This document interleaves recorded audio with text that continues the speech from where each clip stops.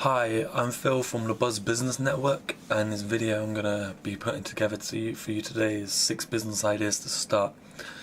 I tried to come up with 6 ideas that would be easy to start, wouldn't require much capital, and you could do most of them from your comfort of your own home.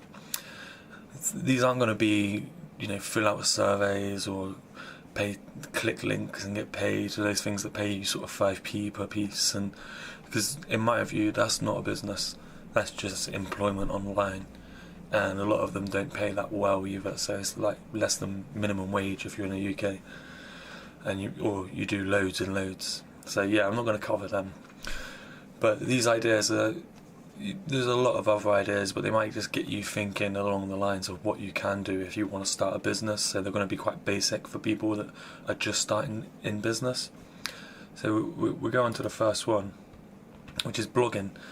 Blogging is accessible to anybody. All you need is an internet cafe or internet at home or your own computer, and you can set up a blog.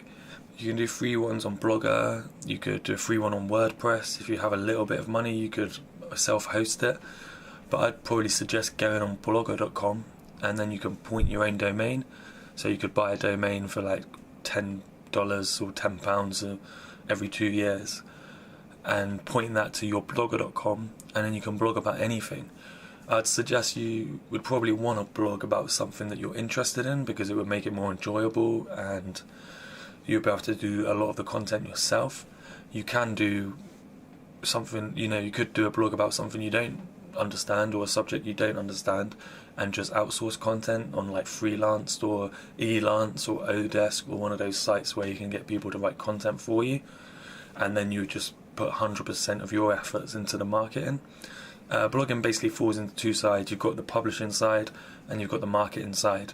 And the beauty of this model is if you set up your blog correctly, which means you have your blog with your content, but you also have an opt-in, so you're collecting emails or Twitter followers or Facebook likes, or some way to build up a subscriber base, then every post you publish and every little piece of marketing you do adds into that funnel, which builds up your subscriber base.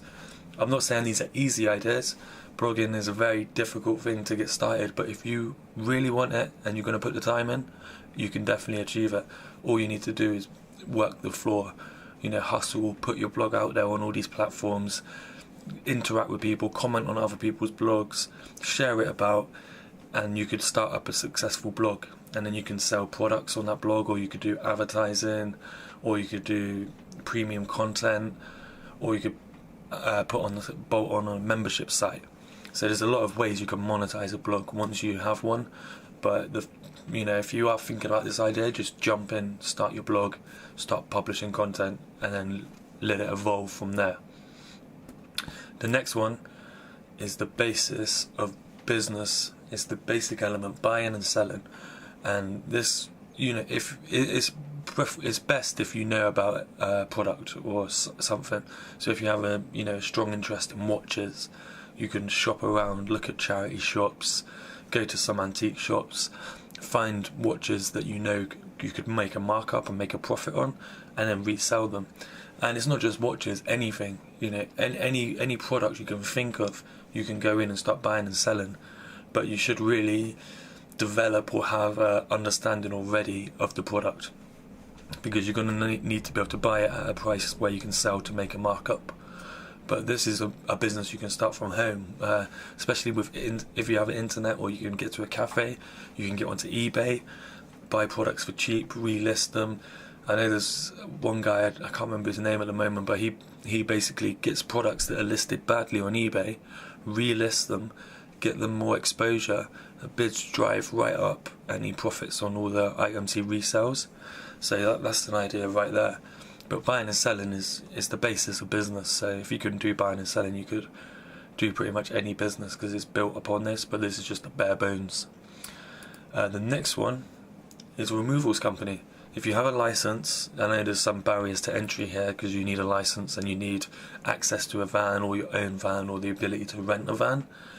But removals, people are always moving stuff. Products and furniture and stuff is always moving about, and there's always a need for companies. And because the bigger companies have their set margins that they have to achieve, there's always the opportunity to go in, undercut slightly, but still make a healthy profit for your business.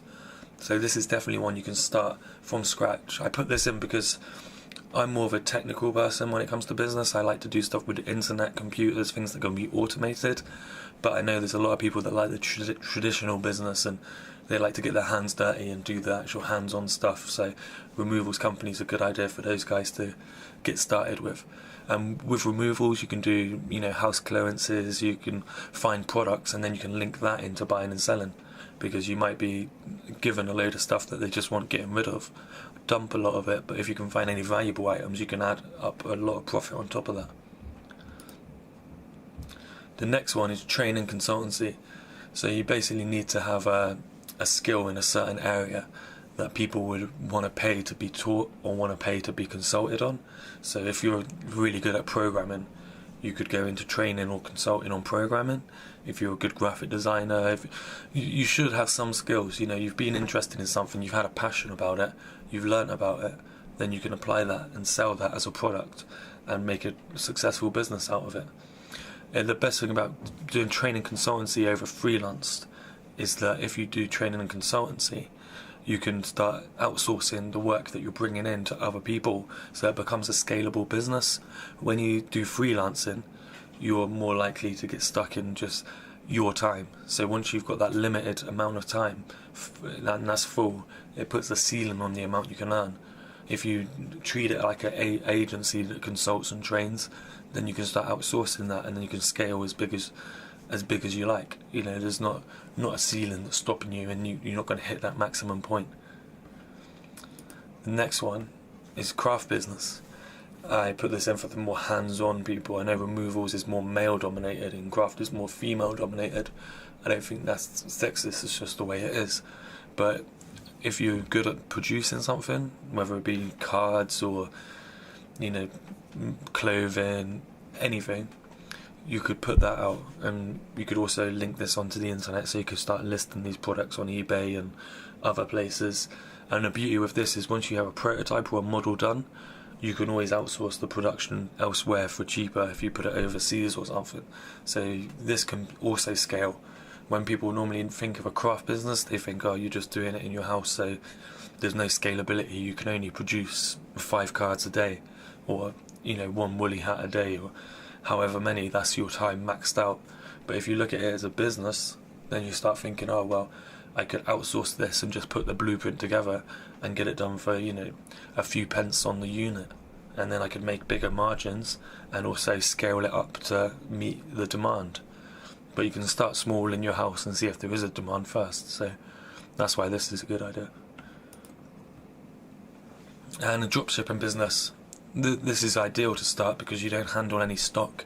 You're basically a wholesaler for a bigger company. So you have your suppliers and they supply you at a wholesale price, and then you can sell on with your markup to the public. You can do that through the internet, or you can do it in a brick and mortar store, or you can do it door to door. Whatever way you feel more comfortable with, you can just go out and sell their products and take your profit. You can do a search on Google to find dropshippers that will give you products at a wholesale price, and then once you found a product you're interested in, it's best to do something. Obviously you can pick any products you want, but if it's something you're interested in, then you're going to have a passion for it, and that's going to come across when you try selling it. And if you have a passion and it comes across when you try selling the product, people are more likely to convert and buy. If you go in and try selling a product that the customer knows more about than you, you're just going to look foolish and you're not going to really make that sale. You might if you're really good at sales, but normally in that case you wouldn't buy if you was the customer. So a dropshipping business is a great one to start. No cost to start up really, except for hitting the pavement or having a website or going door to door. Also, for brick and mortar there's going to be a cost, but you wouldn't do that to start with. You want to test the waters from home first, and then if you get a product that does well, then you can start looking at renting the premises. But don't jump straight in the deep end. I've seen so many people fail, not just at this business, but a lot of businesses where they've gone all guns blazing, maxed out their overheads, and then got stuck in a position where their profit wasn't able to cover their overheads. So make sure you start small and scale slowly. So that's all the business ideas on this one. I hope it's given you some ideas to kind of go away with and maybe start. I'd love to hear if you have started any of them or put anything together in the comments. There's a link in the description as well. I have a complimentary ebook. It's got 101 ideas. So if this is, if you want to still go through some more ideas just to get your brain kind of mechanically processing these to get some imagination going, then click the link in the description and download your complimentary ebook. And there's 101 ideas, so there's loads to go through. Go through them all, and then you can maybe tweak one or take one straight from there and get started.